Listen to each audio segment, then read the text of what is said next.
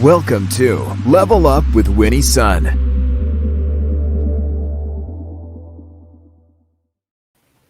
Well, welcome back, and thank you so much for tuning in today. And happy Tweet Chat Wednesday to you, wherever you're joining us from.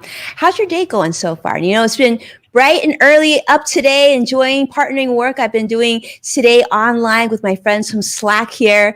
And if you're joining us on the replay, a big hello to you as well. Thank you so much for tuning in. It's wonderful to have you with us. A big welcome also to our friends at Modern Mom. As you know, we're also streaming to you each day so you can stay on top of relevant, important business news. Now let's start with the market, let you know how we close. The Dow closed down 3 points. The NASDAQ, unfortunately, down 265 points. And the S&P down 21 as well. Very tough day in the U.S. markets, as in the financial markets, because many of the tech names that you're probably an investor in, or maybe you have exposure in, were actually having a pretty hard day. Names that fell today included Apple, Facebook, Netflix, and Tesla even fell. These names fell by more than 2% today. In fact, the CDC announced that the sailing order limiting cruises, unfortunately, was going to stay in place now until November 1st. So if you're thinking about getting on a cruise, probably not going to happen anytime soon. So cruise lines fell dramatically, as did several airlines, because things don't seem to be going in the right direction that soon. Now, on to some actually better travel news. Something that's actually probably something pretty safe. What do you say about fossil hunting? Because according to an article today in the Wall Street Journal, the new hobby is all the rage and comes with some serious bragging rights, as people all over are searching and digging. In fact, Indiana Jones will probably be super proud. And I'm guessing my guests are going to really enjoy this, because the next time that you're near an ocean shoreline, and definitely when you're near a riverbank, pay attention and be ready with some gloves and maybe even a chisel and some tools. I don't know, maybe a Swiss Army knife would work too, because you might just get lucky and find something from the Jurassic period back from your trip. In fact, my son, he loves visiting beaches and collecting seashells. So I'm thinking I'm going to talk to him about this tonight at dinner, because how cool would this be to come back with something like that, right? Now, on other news today, as you know, is Wednesday. And Wednesdays are always really special, because that's the day that we have our big tweet chat. The tweet chat today, that discussion is on all things side hustle. So today I'm joined by 3 powerhouses. And in fact, I just got so lucky that they were able to join us today. I want to bring on, number one, Ryan Foland, who is speaker, author, Ginger, just a longtime friend of mine. And he is a powerhouse. And speaking of speakers, he is someone that you definitely want to know. If you've ever had a chance to speak or see him speak in person, let me just say it's an experience in the most positive of ways. You will love to hear him speak. He will move the room like nobody's business. So Ryan, thank you and welcome to the show. Well, thank you. And all your talk of Indiana Jones resonated, because sometimes I call myself Ginger Anna Jones. And fun fact about me, I was so enthralled with the movies at an early age. I was like, that's what I want to do. Obviously, everyone wants to be Indiana Jones. And then I realized how hot it would be. And me with my fair skin in the sun, I realized it wasn't a great match. So I might have to look for some fossils next time I'm with Catalina, though. That was a fun. You might have to, right? I just feel like on your trip to, I was thinking this on when we're talking about this. Well, let's also bring in Jaime Cohen, another dear friend, communication coach, trainer, trainer teaching, LinkedIn video creator, and just all around wonderful human being and founder of The Right Words. And I gotta tell you, Jaime, I'm loving having you here as well, because the last few weeks and even beyond, every time I read something or I see something, I'm like, they need more Jaime in their lives. So thank you so much for being here. We have a lot to talk about, but before we do that, we have to introduce my dear friend, Marsha Collier. And for those of you who know her, she doesn't even need an introduction here, but we're still going to give her one, because she has sold over 1 million books, million with a big M. Okay. She's author of social media, eBay, customer service, all these different books that you're going to want to read. In fact, just take a look at her profile. That's just a small inkling of what she's delivered for humanity. And let's just say I guess I'm going to let the cat out of the bag. She's got another one that she's working on, a new baby. She can't tell us about it yet, but we're going to invite her back when she's able to, for sure. So, Marcia, thanks so much for being here. We're passionate about so many things together, Winnie. And by the way, that was 1 million in 2007. We haven't gotten. Okay, we got to add that in. I think it's 2 million now, but I love what I do. I always have a side gig because I think that enhances you doing your regular job by working on something else. It distracts you. It gives you another place to bring your head. I'm planning a wedding for my daughter, so that's plenty of distraction there. I hear the wedding planning going on already. Well, that's great. Well, it's going on summer. Let's share this. There's a quote that I would love to share with all of you. You've probably already seen it before. And, talking about what success means, this quote, success means, doing the best that we can with what we have. Success is the doing, not the getting, and the trying, not the triumph. Success is a personal standard, reaching for the highest status in us, becoming all that we can be. Let's just have some fun. For those of you who are watching, I'd love for you to participate as well. And you can guess too, who do you think said this quote? Well, let's start. I'll give you a minute to think. I know many of you are joining us. I want to say a quick hello to so many of you joining us on all different channels. Thank you so much for being here. Thank you so much for joining us yesterday too on Twitter Spaces. I see some familiar names. And, Joshua, Cross-X Fighters on YouTube, also saying hello. Everybody's saying hello. Jamie as well. Marcia, got a lot of fans here. So thank you everyone for joining in. This is a chance for you to answer this question as well. Let's start with Jamie. Jamie, do you have an idea of who this could be?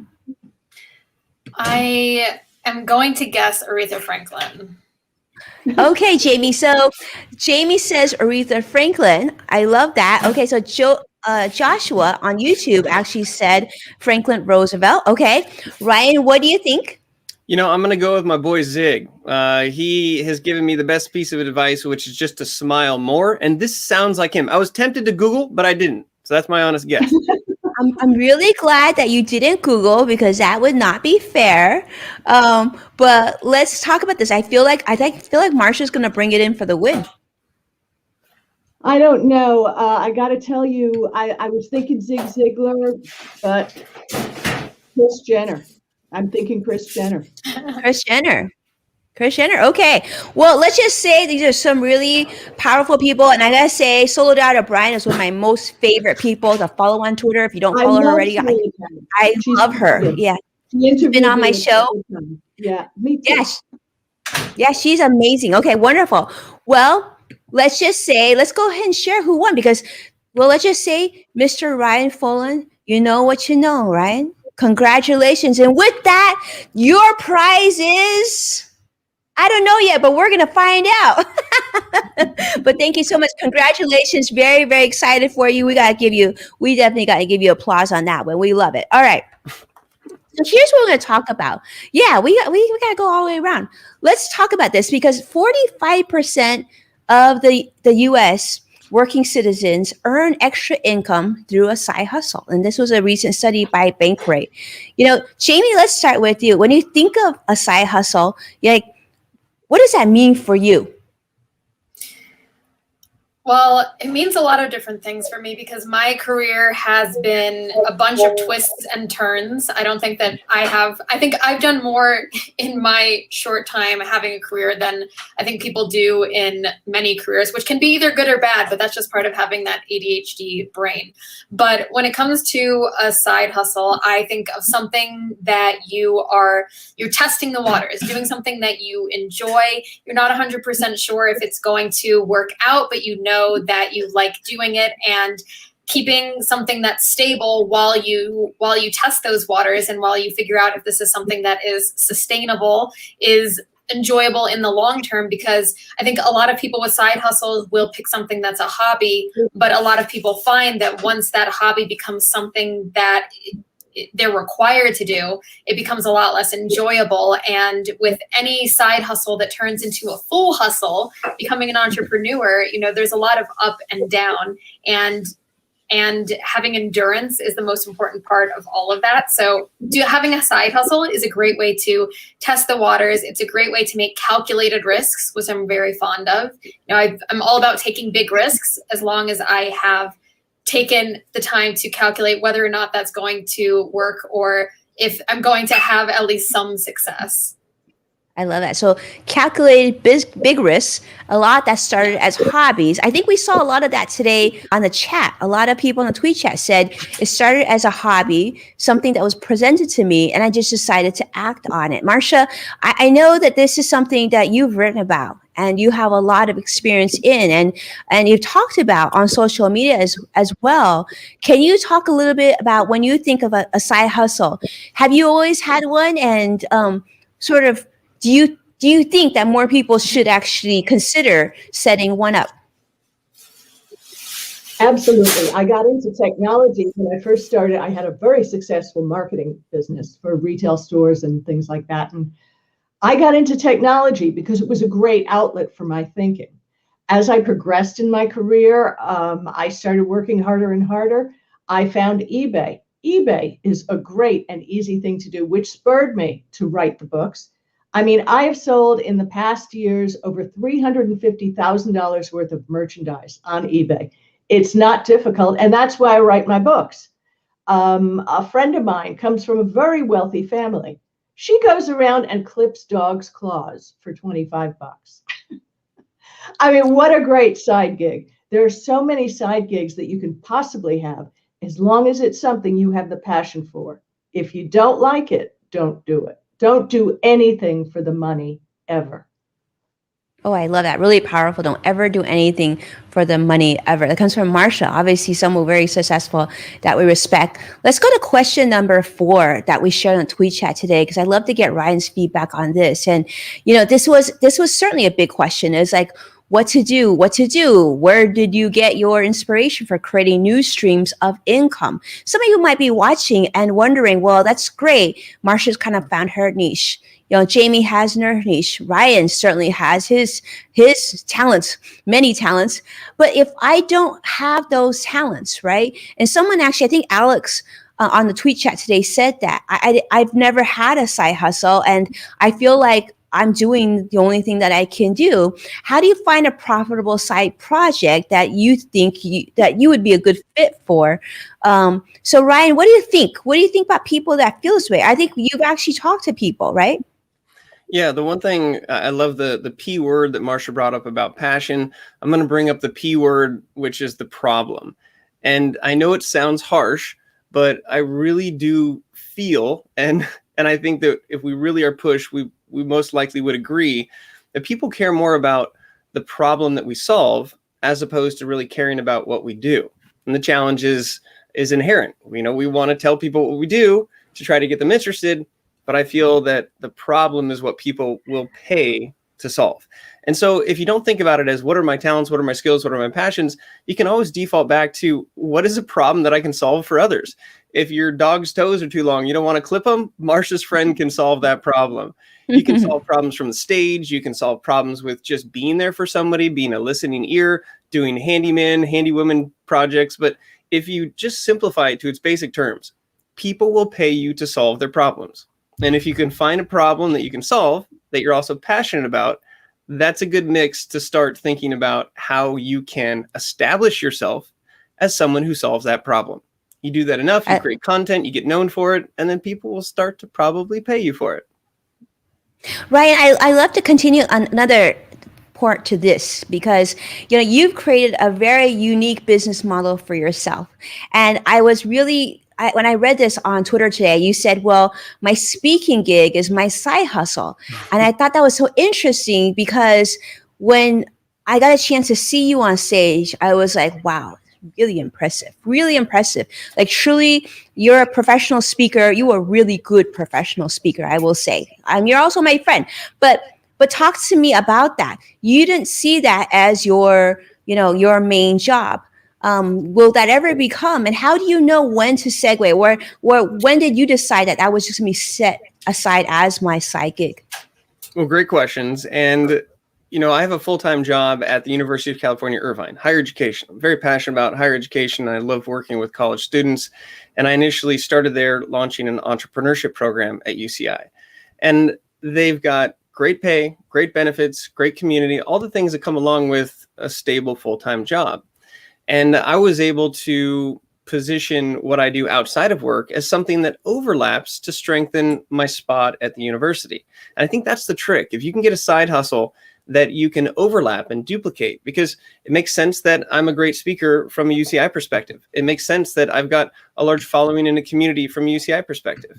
And so I love UCI, but they, my boss and my boss's boss know what I'm doing outside. They know I have a side hustle, and I'm completely transparent about it. That's one of the things that is key in my book, Ditch the Act, where if you have a side hustle and you hide it from your employer, it might seem like a conflict. But when you let your employers know what you're passionate about and what you want to do outside of work for professional development, and if you can get paid for it, the right boss will help support that because there's the overlap. Now, I want to be clear. I make a lot of money in my side hustle. So the word side hustle doesn't have to imply that it's a small amount. I make more money with my professional speaking than I do at UCI, but that doesn't mean I'm just going to jump ship because I love the people that I work with. I love the community. I like helping students out. And so the thing that I would share with people is that having a side hustle is an investment.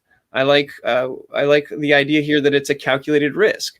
But I've been building my speaking side hustle for 5, 6, 7 years, and I'm going to continue to build it.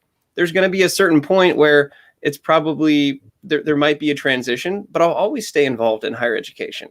So for me, it's not about one beating the other. It's about finding the balance. And so I have so much that I can do that duplicates efforts, makes me a better employee at UCI, and makes me a better entrepreneur outside of it. So for me, it's about finding that blend. Now, if you're selling eBay products or it's something that maybe is harder to make that connection, then again, how you position that as part of your brand and who you are, I'm not defined by my job or my side hustle. I'm me. And those things collectively make me who I am. So I think that whatever you're doing, I would advise you to warm your boss and your boss is up to it. I don't think that a side hustle has to be secretive. I think that the more transparent you are with the people that you're working with, the more they can support you and you can find those pieces of overlap. I love that. That's really great. And as an employer, I love hearing that too. Jaime, I know this is something that you're passionate about, right? You're really passionate about building your business. I mean, when people look at you, like, wow, the first time I met you, like, wow, she's so young and so successful. Talk about how you have built and at what point then you realize, wow, I can be an entrepreneur, right? I don't have to have the 9-to-5 job. Jaime Cohen basically runs her own shop. Talk to us about that scenario that some people might think that's a big leap. Maybe what Ryan's talking about maybe is a little easier for me to segue. Well, I was sort of thrown into entrepreneurship because I graduated college at the height of the recession. I had 3 majors and a minor, spoke 4 languages and couldn't get a job. And I decided to go in and pursue a lot of different things. And so it's sort of always just been part of my journey. So it's not something that I would necessarily recommend, but it's something that I had to navigate my way through. And I loved what Ryan was saying about creating a balance and that your people, even though I've built this business and this is what I do now, it's a part of me, but it doesn't necessarily define me and who I am. And you can do all the things that you want to do and not be so worried about picking one and then the other. And I think a lot of people are of the mindset that if you're going to do a side hustle, then that automatically means that eventually that has to become a full-time gig. But a side hustle can remain that way. It can just be, and it can be something that you enjoy doing that either makes you a lot of money or makes you some money, but just it can be a part of the full picture. And the thing that I really focus on also is creating, with everything that I'm doing, I think of it all as my full-time job.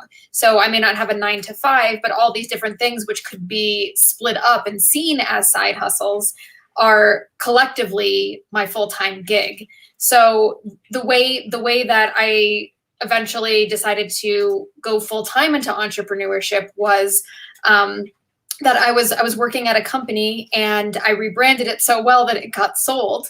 And so I was laid off, and suddenly I had all this time. So I was applying to jobs, and I thought, well, why don't I just try taking all of these side gigs that I've done full time? And through LinkedIn, I was able to do that. So I was able to speak all around the world about the power of video and about communication. And then even coming up on how do you decide what you want to do full time when you're sort of thrust into this, is I was creating content and sort of seeing what resonated with people. And the more that particular content resonated, the more I focused on that. So then suddenly people were asking me, how can I work with you? And I was thinking, I don't know. How can you work with me? But the more that I was getting those messages, the more I just started crafting that content and started trying things out. So I wanted to make sure I realized recently that I am a recovering perfectionist, and I wanted to make sure that everything was perfect. So in the beginning, I offered all these services for free. And once I saw that I was getting these consistent results, then I went full time. So I guess my advice to someone who is deciding whether or not they want to get into entrepreneurship or creating these side hustles is do something that you enjoy. And if you're suddenly thrust into a position where you have to find a way to make ends meet, think about the things that you are really passionate about. Think about the things that you enjoy doing, and also the things that people come to you for. I mean, that's the way that I decided specifically upon communication. Is it's something I've been doing my entire life. People have always come to me for advice on how to talk to their significant other, or to their families, or to teachers, or to employers. And interestingly enough, and this kind of relates to another one of the questions that was mentioned during the tweet chat, like, where do you get education? A lot of my education comes from these just disastrous situations I found myself in. And there was a 1.5 years where I could not get a job. I worked with hundreds of recruiters, dozens of agencies, applied to 200 some jobs, had 70 interviews, and just fell flat on my face. But through that experience, I gained a ton of expertise in interviewing and salary negotiation. And now that is one of my bigger offerings, and something that I'm able to help people with significantly, something that I have 100% success record with. So there's all of that is to say that our paths don't have to look a particular way. And it's totally fine to have a 9-to-5. It's totally fine to be an entrepreneur. One isn't better than the other. And I think right now there's this sort of, people are enamored with the thought of being an entrepreneur. Like, you do your own thing, you don't work for the man. But it's complicated to be an entrepreneur, and there's no shame in working a 9-to-5. And it's actually amazing because all of those jobs need to be had, and who better to have that job than someone talented like you? So with all of that said, there are a lot of different paths, and one isn't better than the other. The way that I found my path is by being thrown into these uncomfortable situations, learning from uncomfortable and painful experiences, and then taking that and packaging that into something that I could use to help someone else in a way that I wish I would have had that help originally. I love that. I love that, Jaime. Basically, finding that need, people coming to you organically and being mindful enough that, wow, this is of value, listening and really taking notes of your own talents. And I know Ryan's touched about that too, about, finding the problem, solving the problem, but having the awareness. And I've heard all of you talk about this before. Marcia, 69% of US entrepreneurs start their businesses at home. Right? You talked about eBay. You talked about your friend who's helping pets stay groomed. I mean, this is how it starts. But, one of the questions that we talked about today on the chat was actually question 6 was, speaking of time, right? Finding the right balance is key. So how do you manage your time efficiently so that you don't neglect your main revenue stream? Or your side hustles, because many of us now have many of them. And when and how do you know when to shift your focus towards one particular stream of income versus another? Jaime made a great point. She said, part of the process was learning and figuring it out, and also at some point getting paid to do this correctly? And you'll see her answer here as well is about the importance of scheduling. And Marcia, you talked about this on the chat, and I'd love for you to take us a little deeper on this, the importance of scheduling and organizing so that everything gets taken care of. How do you process? You've got a lot on your plate. Well, I hate to put things to dollars, but there's ROI. There are different types of ROI. There's emotional ROI. There's monetary ROI. There's your passions, which comes under the emotions. Like today, I scheduled every hour of today of things that I needed to do, that I wanted to do.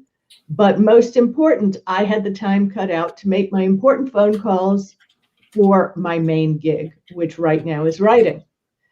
You can talk a lot about passion. And if you're not making money at your passion, then it becomes a hobby. Hobbies are great, and there's nothing wrong with hobbies. But, like Jamie said, you can fail a million times. Pick yourself up and start over. But be sure there's one thing that you have that's supporting you. And something I also said that I think is really important is, and this isn't about this question, but pay yourself first.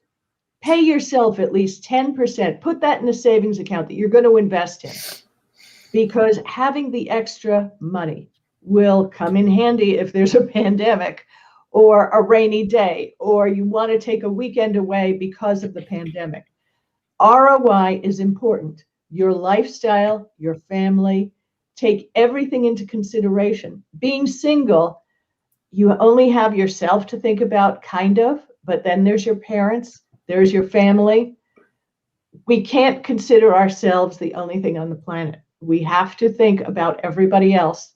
And the ROI of love, finances, and passions work all together. I love that, Marcia.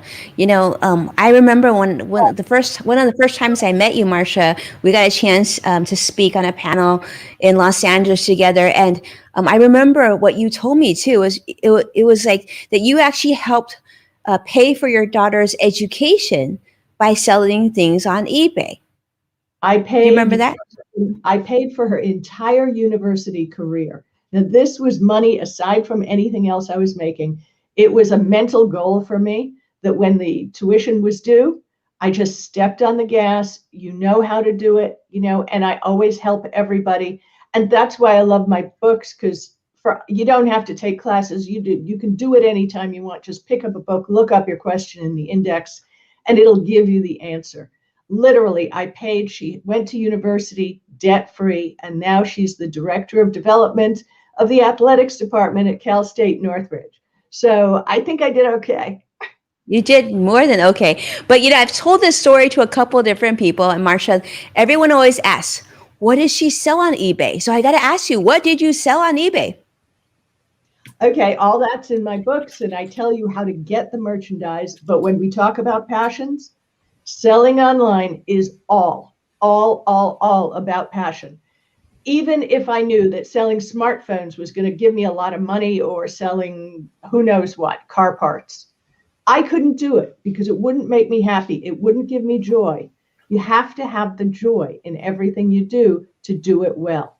So I sell things like, okay, here's a tip: Ross Dress for Less. You know your designers if you're a fashionista. You go in there and you find the things that might resell. You use your phone, use the mobile app to eBay, see if it's selling, see if that exact thing is selling.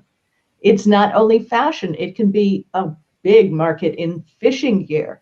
If you're a guy and you love fishing, I know guys who've done amazing in that. Now, that's not to say that women haven't, but fishing isn't my passion.